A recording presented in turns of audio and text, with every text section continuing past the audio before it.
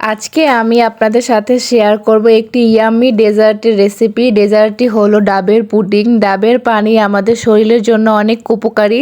প্রথমে একটি ডাব নিয়ে নিব।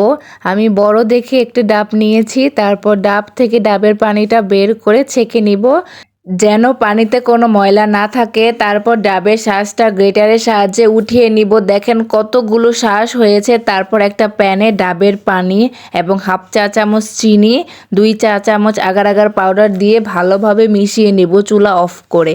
তারপর সবগুলো উপকরণ একসাথে মেশানো হয়ে গেলে চুলাটা অন করে দিব। এখন 1-2টা বলক আসা পর্যন্ত নাড়ব। তারপর যে মোল্ডে ডাবের পুডিংটা তৈরি করব ওই মোল্ডে কিছু ডাবের শাঁস দিয়ে তারপর ডাবের পানি যে মিক্সটা তৈরি করলাম ওইটা দিয়ে উপরে ডাবের বাকি শাঁসগুলো দিয়ে দিব।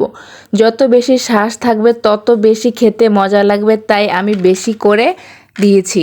এখন ঠান্ডা হওয়ার জন্য রেখে দিব কিছুক্ষণ, আর একটু ঠান্ডার জন্য ফ্রিজে রেখে দিব 30 মিনিট বা 1 ঘন্টার মতো।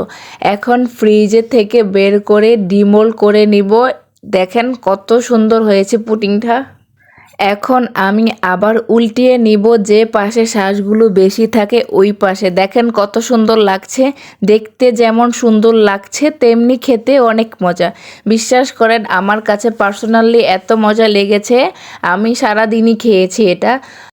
প্রতিটা বাইটে বাইটে শাঁসগুলো মুখে যে এত মজা লেগেছে আমার কাছে। দেখতে অনেক ইয়াম্মি হয়েছে আর খেতেও অনেক মজা হয়েছে।